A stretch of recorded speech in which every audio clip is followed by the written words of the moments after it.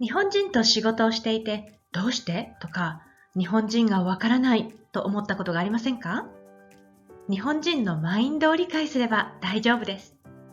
ぜひいい関係を作ってビジネスで成功してください。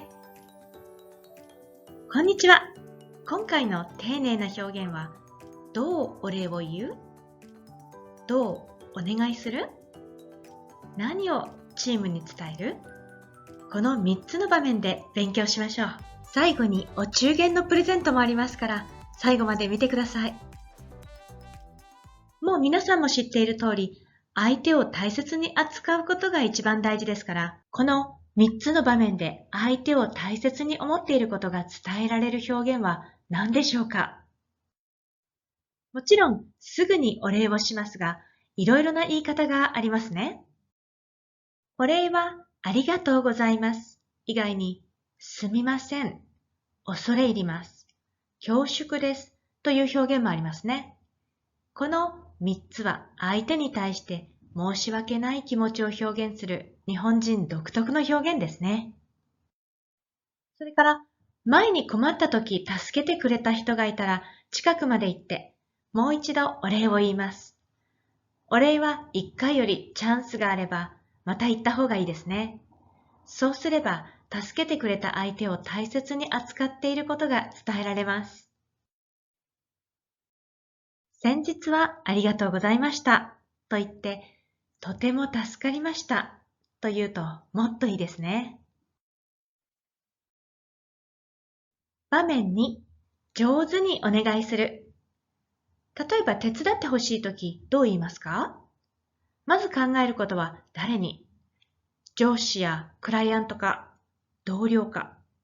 それからお願いすることが相手に大変なことか、簡単なことか。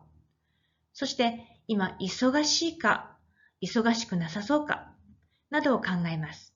それによって上手なお願いの表現を選びます。例えば、同僚にメールの日本語をちょっとチェックしてもらいたいです。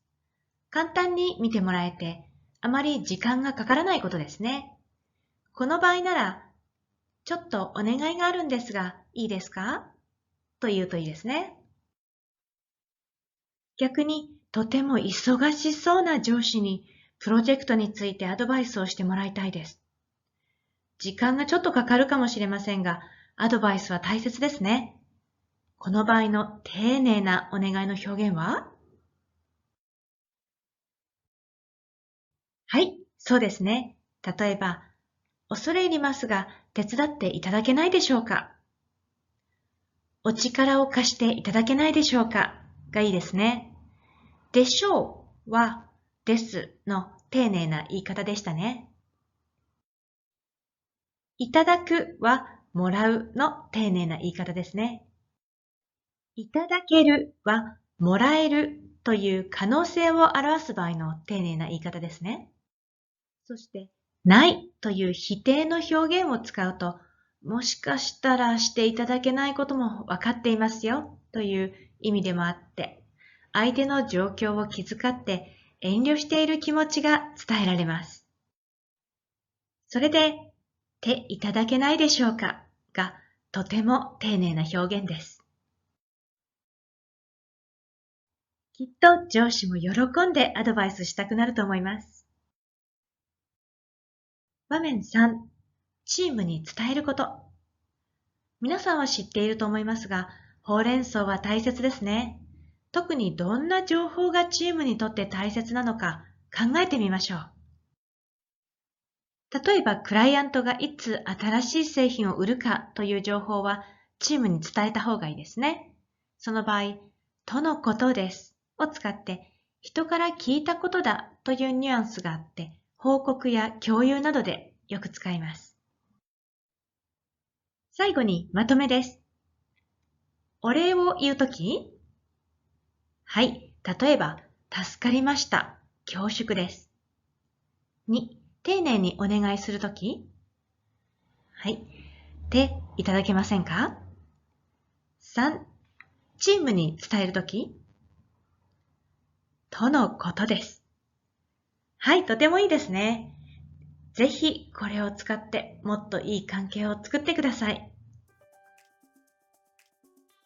今回はお礼を言う、お願いする、伝える表現を勉強しました。